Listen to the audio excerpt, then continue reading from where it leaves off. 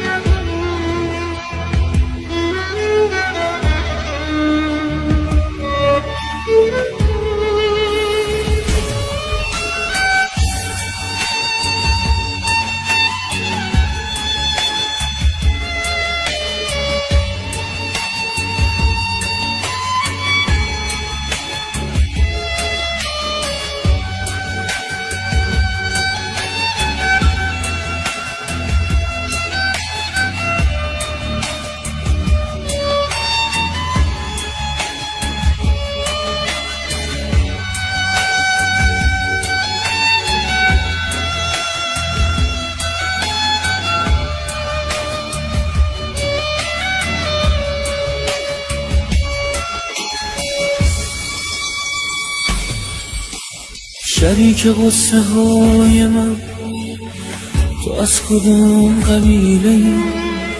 شبیه آرزوی دل از کجا رسیده ای؟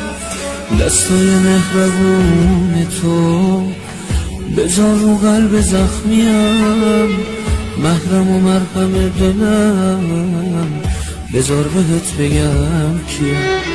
سیاه روزگار من کلاغ قصه ها منم، عاشق و بی کس و غریب گم شده راه وطنم.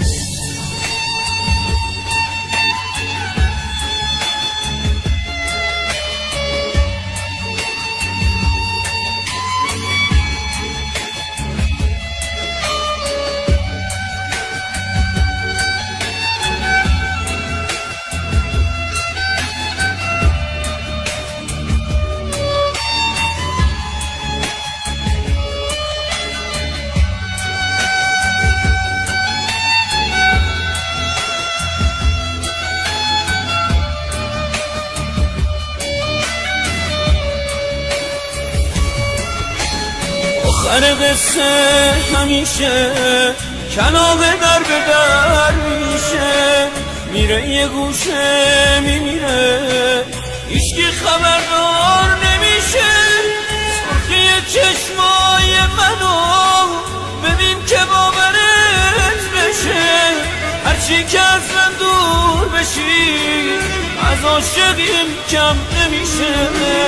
فکر نکنی ندیدنت تو رو ازم دور میکنه، فدای مهربونیات دوست دارم تا همیشه، دوست دارم تا همیشه. بذار بگم مال همین، بگم گرفتار همین، سر روی شونت بذارم بهت بگم دوست دارم. حق حق گریه های من، نم نم بارون رو شیشه، چشام یادت بیاد هوا هر وقت که بارونی میشه، چشام یادت بیاد هوا هر وقت که بارونی میشه. آخر قصه همیشه کلاغ در به در میشه، میره یه گوشه میمیره هیچکی خبردار نمیشه.